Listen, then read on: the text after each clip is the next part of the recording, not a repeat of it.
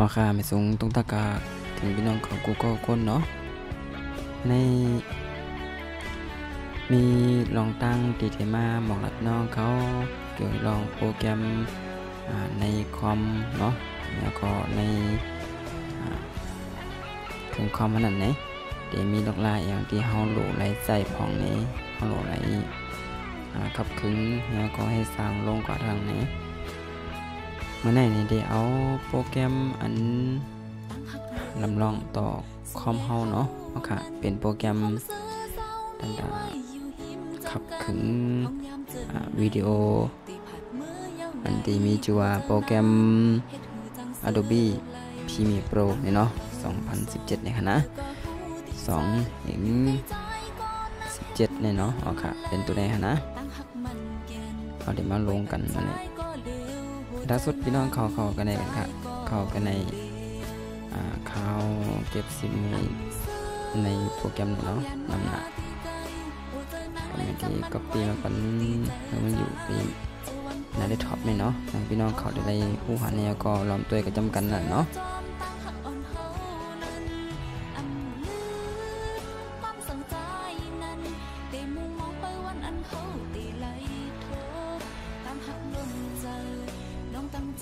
เอาในมันมาครับก็ต้องเอาในมันมาจำเนาะแขกมันแพดนั่นเนาะทั้ง2อันนั้นกันนะมาทั้ง2อันยาวนี่ว่าแพ็กมันจะเป็นตัวอะไรเนี่ย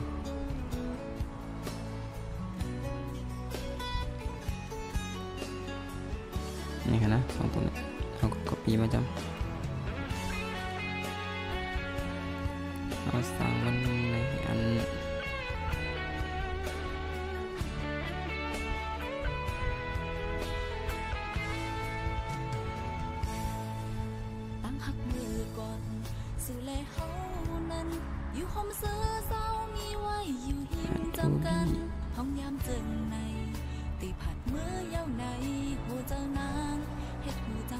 พี่มีโปร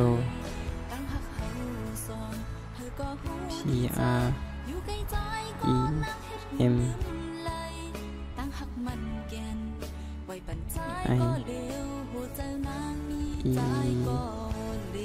IE แล้วก็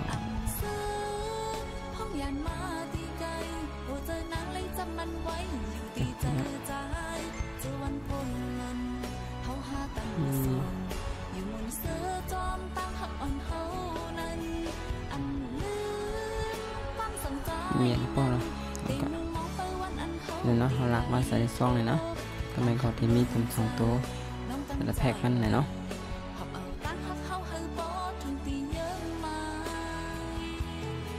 โอเคป้ออะไรมาจากไหนนี้ป้อพอมาเขาโหลดมานั่นเนี่ยเป็นตัวไหนคะนะเป็นไฟล์ WinR นั่นก็ RAR นี่กันนะเขาก็โหลดอะไรมาแตกไฟล์มันเห็นไหมกันนะล่าสุดเขาจี้เขากันเลยเนาะแล้วก็เข้ามาในนับเลยเนาะ1 Open 2เปิด WinR เลยเนาะเปิดไฟล์ Open กันไหนกันนะที่นี่เนาะไกลในกำเดียวเนาะที่นี่อันนั้นก่อน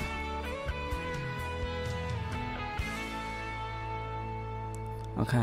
เดี๋ยวจะขยามโจกับคำหนึ่งเนาะตอนดาดีลงPremiere Pro เนาะตอนดาเดขับขึง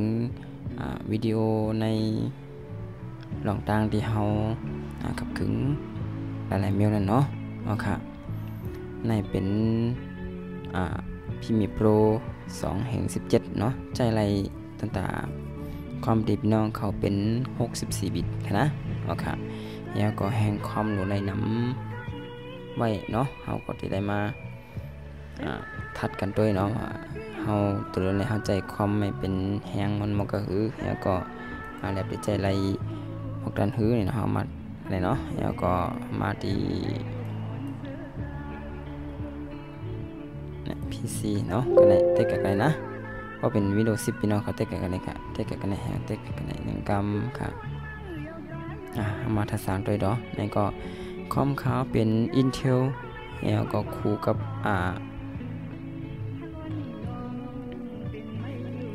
คอย5เนาะโอเค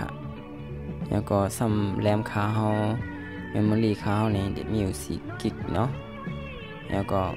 บิตเขาเดี๋ยวเป็น64 บิตค่ะ Windows 10นี่เนาะค่ะ Windows 10 Home ค่ะนะค่ะแล้วก็อันนึงพี่น้องเขาเราทัดสร้างด้วย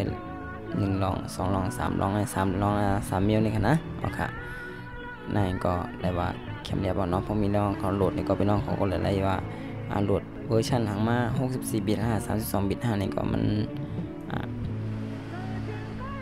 เทเลรีตันดับพี่น้องเขาในขนาดนะค่ะไล่แคมเรียบเนาะแตกมาเยาวให้ไหนกำไหนเฮามาปิดเน็ตเฮากำปิดเน็ตเนาะปิดเน็ตเฮาให้พอไล่ปิดเน็ตเดี๋ยวติ๊กเข้ามาเนาะติ๊กเข้ามากันในOpen Network กันเนาะพี่น้องเขาก็ติ๊กกันใน1 กำครับติ๊กเข้ากันได้เดี๋ยวเราจะ Wi-Fi ตัวนี้เนาะเอาก็ติ๊กไว้กันใน1 กำแล้วก็กักกันไหนคะนะนี่ก็ได้ปิดไปเท่าในไหนปิดแล้วนะนี่ก็เก็บซิมไว้ไว้ทำมาเด็กได้กันนะนี่ขึ้นมาเนี่ยก็เนาะมาเด็กกันในเข้ามากันในทำกรรมเนาะเนี่ยก็มาดีเซตอัพเลยเนาะเด็กเลยนะเด็กขึ้นมาจากไหนเขาเด็กกันทำกรรมเนาะเลยว่าจะพยายามจูเก็บกรรม1เนาะเราได้อินสตอลมันค่ะนะค่ะมันดีแคมแลบเนี่ยเขาก็อะไรไปพยายามทำกันอิดออนเนาะข้าวยองในพี่น้องเขาก็กินน้ำกินสังแล้วก็กินในโรงแรมเมียวก็กะเลยทั้งที่เหตุการณ์ตามเมียวก็เลยอยู่เนาะค่ะก็ได้ใจพยายามจูเก็บกรรม1หมอก10 นาทีจะไหนก็เป็นกว่าไรเนาะค่ะแล้วก็อยู่ที่ว่าคอมพี่น้องเขาไว้หาเทิงเนี่ยนะเพราะคอมพี่น้องเขาแห้งมันนำเนี่ยก็มันก็ได้ไว้อินเนาะเพราะสันจะว่าคอมพี่น้องเขาแห้งคอมมันอีกเนี่ยก็มันก็ได้ใจขยำนำแล้วนั่นก็เป็นกว่าอะไรทำเนาะค่ะ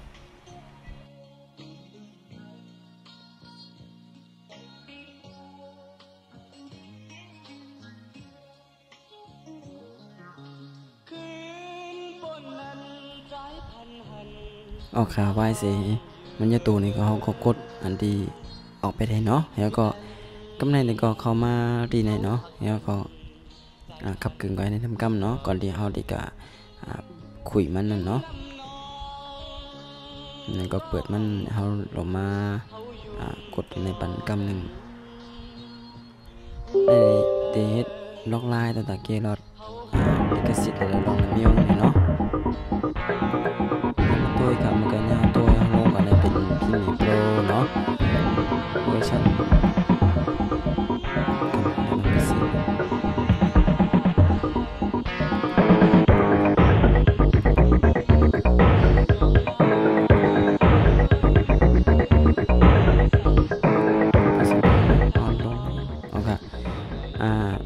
เขาก็มาหาด้วยเนาะ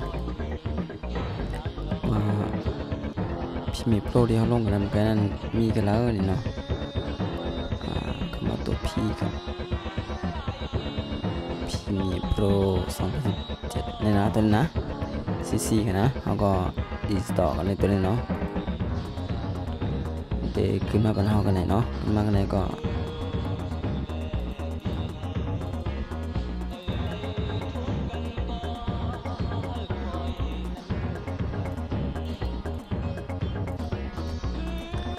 ก็หามันไปเขาลงไว้เป็นไดซีเนาะ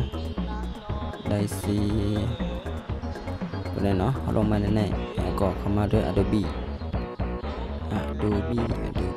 เข้ามาดีนะโปรแกรมไฟล์แล้วก็ Adobe กันเนาะ Adobe 2017เนี่ยเป็นที่มีโปรตัวนี้เนาะค่ะเอาลากมาได้ในสุดนี่เนาะเด็กเนี่ยแล้วก็ Open กันได้เนาะเรื่องนี้ขึ้นโอเคนะเนาะพอขึ้นโอเคเนี่ยเลยว่ามันยาวตัวนี่เนาะก็แม่ก็เลยว่าลงโปรแกรมตัวนี้อันเป็นอันแคมแล้วเนาะเป็นอันเตะยาวไหนก็เลยเอามาสอกด้วยกันเลยเนาะโปรแกรมที่ลงเหมือนกันในตัวนี้เนาะเขาก็ นี่ก็มาในเนี่ยก็มาดีบาร์นี่เนาะได้นะเดี๋ยวมีกันในปัญหาเนาะก็ไม่เฮามาคุยด้วยแล้วก็มาเปิดด้วยเนาะกำตั้งสุดนี่มันจะมันจะเปิดพองเมื่อเปิดตั้งสุดในดีเทิงอีกเนาะตั้งแต่โปรแกรมตัวในแล้วก็หลายๆโปรแกรมก็เหมือนกันนะไปกำนึงเนาะก็เอามาทัดด้วยว่าแต่เดี๋ยวลงนั่นดังแคมแลบ5นี่เนาะในเป็นเวอร์ชัน17 ค่ะนะเป็น CC ค่ะนะ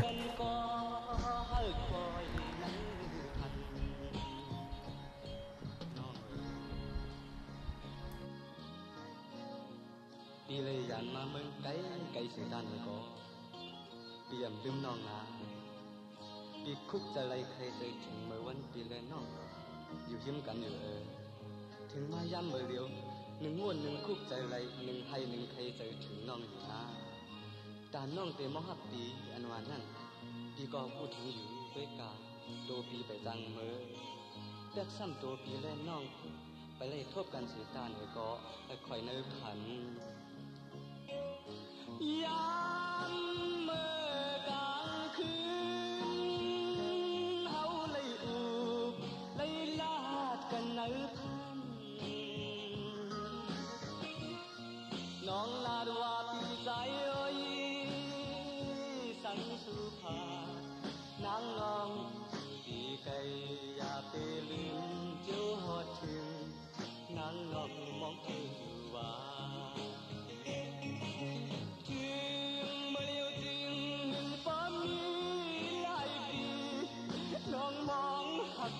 ก็ใจหูถึงอยู่ปีไปจังเมื่อโตสุแลปีเฮาไปไล่ทุบกันก็คอยเนื้อพันโตสุแลปีเฮาไปไล่ทุบกันก็คอยเนื้อพันโตสุแลปีเฮาครับพอลงมาถึงนี้เขาก็กดโอเคไปเนาะครับแต่มันดีครึ่งสร้างตัวเจ้าเก่ามันกำนึงเนาะ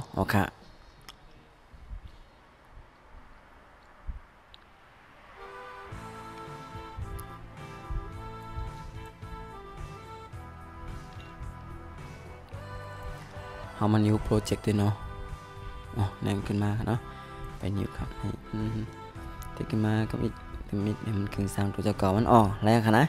ได้ว่าเฮาลงโปรแกรมเป็นอันแคมแลบเย่าเนาะในก็เข้ามาตีนาตั้งแต่หางแฮนแกะวิดีโอมันเย่าเนาะในก็เป็น new project ในก็ตั้งแต่โปรเจกต์อันใหม่เนาะแล้วก็ในโปรเจกต์อันเดียวเฮ็ดไว้นั่นนี่ก็ตั้งแต่มีกันได้เนาะแล้วก็ทำnew template นี่ว่าเนาะนี่ก็เป็นเทมเพลตมันจึงว่าโฟลเดอร์มันในกันนะโฟลเดอร์1โฟลเดอร์2นี่เนาะนี่ก็ได้ว่าเฮาเข้าตัวเนาะ start new เข้าตั้งเนาะ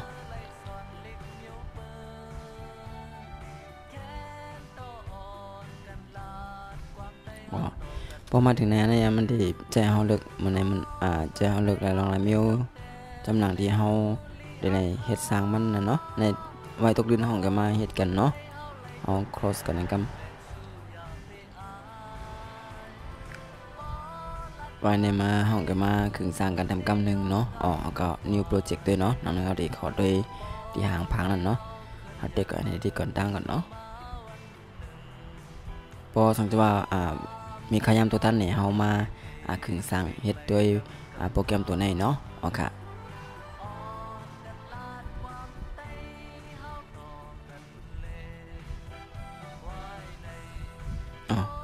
หุ่นหางมันนี่ก็บ่เปิงกับโปรแกรมหลายๆลองหลายมิวเนาะ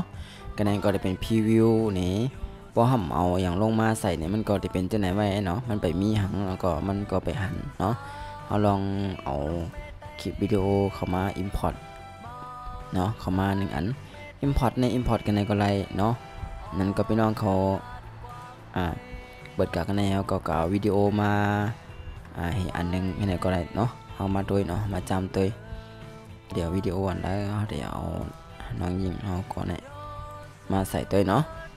มาใส่ตัวกันเนี่ยต่อวางมันกันเนี่ยเนาะมาวางในหนึ่งอันไหนกันนะบอทเด็กเนี่ยก็กันเนี่ยก็ไปขึ้นมาเขาก็มาไว้กันเนี่ยเนาะ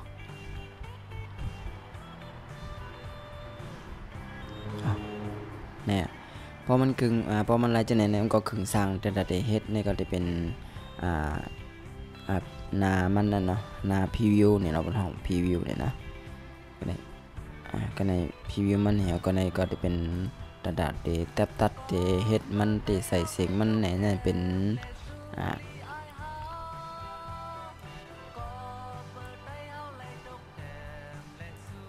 เนาะทีนี้เขาใส่เป็นล็อกเนี่ยแต่เป็นตัดเสียงมันแต่อย่างมันก็ขับขึงกว่ากันเนี่ยเป็นที่พี่น้องเขาขับขึงเนาะเอามาทำอันแล้วมาต่อกันเนี่ยก็เลยเนาะเอามาทำอันเฮ็ดเนี่ยเนาะเนี่ยก็มันธรรมดามันจะเปื้อนแค่นั้นนะก็เงาลายก็ง่ายๆจะไหนกันเนาะที่แบบพี่น้องเขาที่เฮ็ดในนี่ก็อะไรอยู่เนาะจะไหนนี่ก็เฮาต้องกันมารีบเห็นกันตกลื่นเนาะวายลื่นมาเฮากันมาครึ่งสร้างกันดาโปรแกรมตัวนี้ก็เลยว่าลงเป็นแคมเรียบย่อนี่เนาะโอเคนี่ก็ถ้าเจอพี่น้องเขามีลองต้องถามอีหยังเจ้าได้ลองลงโปรแกรมตัวนี้นี่ก็ต้องตัดกันเข้ามาให้แล้วก็ต้องถามกันเข้ามาอะไรเนาะกับขาเฮาใจแรงแล้วก็ในเป็นรายการชั้น New IT นี่เนาะโอเคนะพี่น้องเขาได้มีลองตั้งเกิดกับตอนแต่วันมื้อหน้าเนาะลองเก่าอย่าเป็ดอย่าลืมเนาะแล้วก็กลับบ้านใหม่ก็รู้อะไรรีบเห็นก็ติ๊กเนี่ยเนาะโอเคตอนแต่วันมื้อหน้าเขาย้อนพี่น้องเขาอยู่ดีกินวันเก่งเข้มซ่าถูกใจแม่นใจจื้อนี่ก็เด็กแชร์กันเด็กแม่นเอ็นแห้งกันได้โอเคไม่สูงค่า